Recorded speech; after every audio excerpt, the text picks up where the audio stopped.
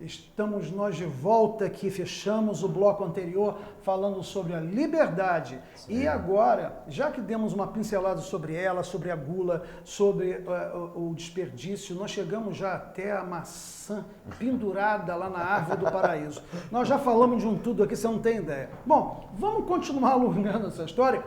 Sabe, porque eu tenho, sabe, Tiago, a esperança que um dia as pessoas entendam que um bom debate, que a filosofia, que a história é alimento.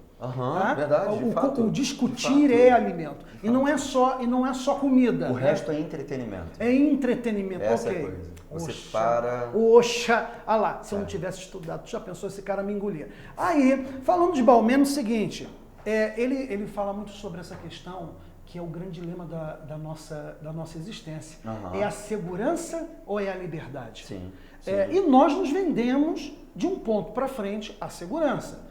O capitalismo, inclusive, está aí, entre aspas, nos dizendo, vem nos comprar que você está seguro. Verdade. Só que para me sentir livre, eu tenho que abandonar a segurança. Como é que fica essa história? O cerceamento, né? O cerceamento. E aí, até onde vai? Primeiro, essa segurança funciona? Não, deixa só aqui para terminar. Porque quando eu penso em Deus, eu penso, sabe o quê? É na segurança, não na liberdade. Sim. Então, inclusive, a própria forma, muitas das vezes, que a religião é pregada, é que você realmente tem que abdicar como uma prisão. Você tem que ficar prisioneiro aquilo. E eu não compreendo nesse ponto de vista. Pelo pouco que eu passei na teologia, a busca é para a liberdade. Ela não é para a segurança. É um outro departamento. Então eu queria que você falasse sobre isso mesmo. É esse pedaço. Sobre essa ideia de liberdade. Isso. Cara, a primeira coisa assim, a gente falou sobre segurança, mas como a gente está na pauta de liberdade, a gente terminou o outro bloco falando sobre isso. Existe um texto onde Jesus fala sobre, para falar a verdade, João fala, Evangelho de João, capítulo 8, ele vai falar sobre liberdade. E ele vai pegar primeiro o conceito platônico do Logos. João flerta muito com isso e ele entende muito dessa praia que ele está surfando. E ele vai dizer o seguinte, bom, que história é essa de liberdade que liberta? De Logos que você conhecendo ele vai te libertar? Ele pega e diz o seguinte, conhecereis a verdade e a verdade vos libertará. E eu sei que muitos dos nossos telespectadores já ouviram esse texto. Conhecereis a verdade e a verdade vos libertará. Essa ideia de verdade é a ideia do Logos. Ele vai dizer, o Logos é aquele que liberta o ser humano das suas irrealidades. Isso vai ficar mais ainda palatável daqui a pouco. Para ele poder ser mais enfático, ele vai pegar a pessoa de Jesus e vai dizer o seguinte, se o Filho, ou seja, se Jesus vos libertar, você verdadeiramente será livre.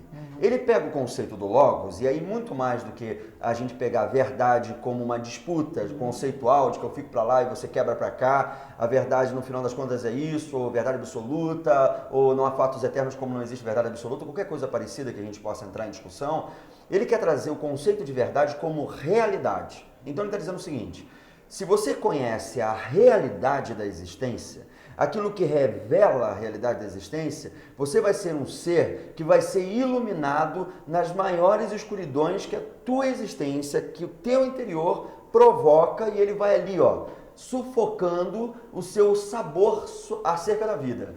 Ele começa dizendo o seguinte, esse texto começa dizendo o seguinte, Jesus é a luz do mundo. Há tudo uma ligação de pontinhos nesse negócio. Quando ele fala que ele é luz, ele está dizendo que ele está lançando foco sobre a escuridão. Quando ele fala que Jesus é verdade, ele está dizendo que Jesus é realidade. E aí mais embaixo ele vai olhar para os judeus que estão confrontando tudo aquilo que João está dizendo e tudo aquilo que Jesus está dizendo sobre si, estão dizendo, isso aí é balela, isso aí não existe.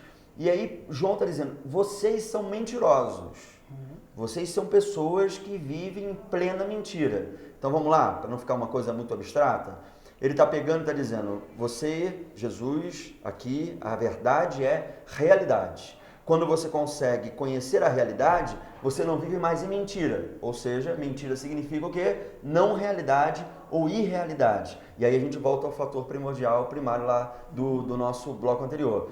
o que significa a gastronomia ou o cinema ou qualquer coisa parecida. Se isso for encarado como uma fuga de realidades, eu estou me adentrando ao caminho da não realidade. Eu estou vivendo em profundo caminho e trajetória de mentiras. E aí o que Deus quer provocar na gente? Ele quer provocar uma realidade onde eu saiba que eu sou um cara insuportável, por exemplo. Eu sou um cara que preciso melhorar. E aí, no final das contas, eu não vou ficar indo no cinema para dizer, é melhor mesmo ficar sozinho. Aí eu não vou ir comer alguma coisa sozinho para dizer, porque a alimentação é um ótimo passeio, é um ótimo entretenimento para mim. Porque eu entendo que isso tudo são rotas de fuga que eu estou criando a respeito da minha própria existência. Eu sou um ser no mundo. E como um ser no mundo, esse ser no mundo tem que ser um ser de vida autêntica. E uma vida de autenticidade é uma vida que deve se encarar diante das realidades apresentadas acerca de si mesmo. Então, nós temos aqui, entre aspas, conclusão, porque nada se conclui, é só uma discussão, que então eu consigo sim, tanto a liberdade e a segurança, dependendo de como me coloque perante a minha fé, inclusive. Exato, okay? exato. Agora, Tiago, hoje nós não podemos escapar fora, né? Já que eu falo sobre empreendedorismo, cara, nós temos a teologia, as teologias hoje da autoajuda, a teologia da prosperidade, do empreendedorismo, que na verdade, então, você já está explicando que é uma grande mentira. Sim. Porque isso entra pela vaidade, isso entra pela necessidade da autoafirmação, isso é para te colocar numa zona de conforto, porque eu não consigo entender essa história que tudo você pode. Não, você não pode tudo. Nós não podemos tudo. Agora, o grande empreendedor, ele pode. Então, nós temos aí, inclusive, exemplos da série, enfim, um grande, eu não quero citar o nome, mas que vocês vão reconhecer, um grande cara da tecnologia, ele começou todo o império dele através de um roubo de um sinal. Mas foi um roubo. Não sei quem, um grande outro que era venerado por todos, até ir ser preso, né, até estar preso, que também começa tudo. Mas peraí, então quer dizer que essa teologia do empreendedorismo, ela me libera e ela me permite cometer atos, então, que são, entre aspas, ilícitos, né? Para que eu possa prosperar. Então, quer dizer que prosperidade, automaticamente o que é? Eu não consigo definir. E a autoajuda é a substituição de Deus? Porque aí, como nós falamos lá no bloco anterior, essa plenitude que o homem busca e que ele não vai encontrar nunca, porque tem lá um vazio que está e ali vai ficar, o dia que eu me coloco diante do espelho e digo, você vai ser feliz, você pode, você vai conquistar, você vai ser...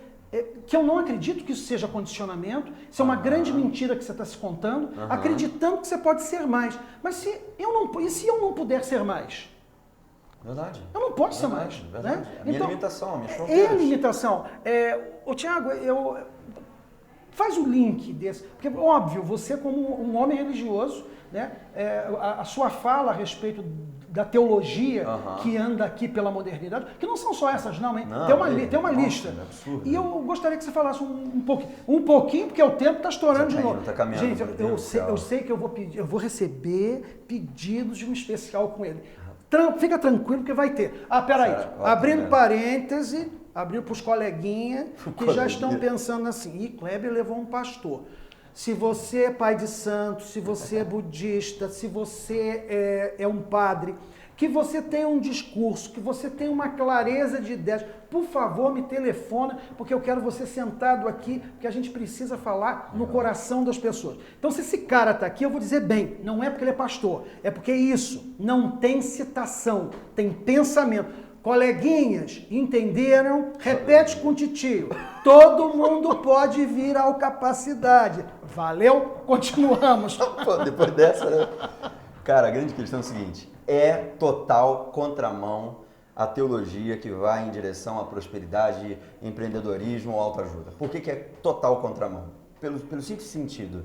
Quando você fala de Deus, você fala sobre aquele que é eterno, daquele que não cabe nos conceitos, daquele que é transcendente, que vai muito além do que qualquer coisa que eu possa falar sobre ele. Porque qualquer coisa que eu fale sobre ele, eu aprisiono ele em linguagem. E aí vem aquela ideia que a gente disse num programa, lá no Diário da Manhã, que Deus não existe, Deus é, porque ele conserva em si toda a sua essência, ele tem toda a essencialidade dele, porque tudo que eu digo que é, eu tenho que conceituá-lo. Pois bem, Quando a gente fala, existe um termo na teologia, que é um termo grego chamado kenosis. Esse termo chamado kenosis significa esvaziamento. Há um procedimento desde o início da criação, onde Deus, para criar algo fora dele, porque o mundo que ele criou é um mundo fora dele, quando ele cria algo fora dele, ele tem que se autolimitar, se autossubmeter a viver diante de um profundo protagonismo que ele tinha anteriormente, a viver com outro que também vai ser protagonista de uma história. E aí ele cria os seres que vão ser protagonistas nessa história. Só que esses protagonistas se tornam os grandes antagonistas da história de Deus, porque há uma rivalização. Agora eles querem ser Deus também. E aí é um grande problema. Quando a gente vê isso, esse procedimento, aí você chega em Jesus. Há um dos textos mais brilhantes na Bíblia, que é o texto de Filipenses, capítulo 2, do 5 ao 11, onde Paulo vai dizer que Jesus, sendo em forma de Deus, ele se esvaziou, mesmo sendo em forma, ele se esvaziou assumindo a forma de servo. Então você vai olhar mais uma vez, na contramão de todas essas teologias, a palavra kenosis, ou seja, esvaziamento se apresentando. Ou seja, não é um Jesus glorioso, majestoso, com seu cetro, seu cavalo branco, vindo, cheio de majestade, dizendo, vou dar marretada na cabeça de todo mundo aqui, que se dane, acabou com o império do César. Não, não tem isso. É um ser que está tão esvaziado do ser divino que ele assumiu essa forma humana de servo e ele está vivendo com pessoas, ele está esvaziado. E aí, por fim, para não ficar tão prolongado como já está, o Espírito Santo, é por aí. Você vê que o Espírito Santo é aquele que mora na gente. E aí ele se esvazia porque Deus mora em Jesus. Jesus é Deus e agora o Espírito Santo mora na gente, seres de profunda limitação.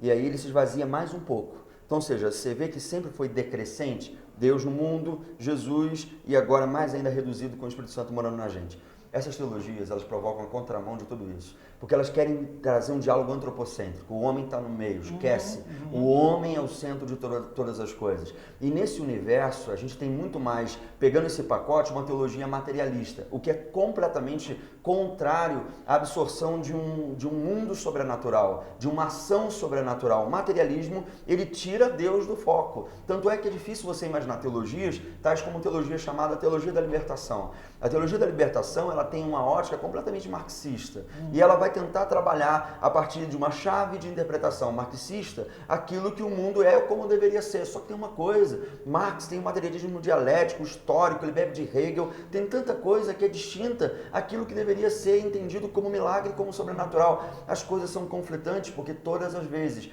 que eu tento encaixar Deus no meu mundinho, Deus não cabe no meu mundinho. E aí eu chego à ideia, melhor dizendo, da finalização. Toda a teologia é, na verdade, uma antropologia. Porque, na realidade, é uma maneira do homem enxergar a respeito dos seus próprios as suas próprias ações umbilicais, aquilo que ele quer entender acerca de Deus. O que eu quero entender sobre Deus, então Deus vai ter a cara de um japonês, ou Deus vai ter a vestimenta real, ou Deus vai ser menino, ou Deus... Depende do que o gosto do freguês, depende da banca, depende da forma como quer o desejo antropofágico da alimentação. Eu quero me alimentar do ser divino, e aí o Deus que eu quero vai assumir o perfil do meu desejo. Teologias como essa são teologias que tem tudo, menos Deus. Eu vou trazer ele mais vezes aqui, sabe por quê? Porque eu não preciso perguntar nada. Porque ele fala sozinho, responde o que eu estou pensando e vamos nós. Eu desenfreio também, eu desenfreio. Não tem problema nenhum, aí é contigo. Né? Aí é contigo.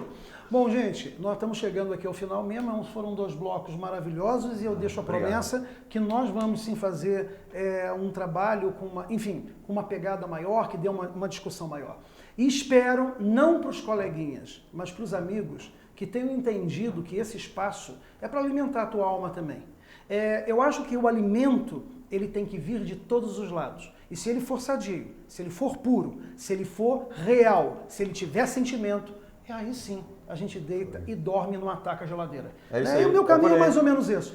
Olha, Thiago, muito obrigado, mas mesmo da tua presença, mesmo. E está sabendo que vai voltar tantas outras vezes, né? A você, muito obrigado de nos ter acompanhado e nós nos vemos na próxima semana com um outro grande especial convidado no nosso espaço. Beijão!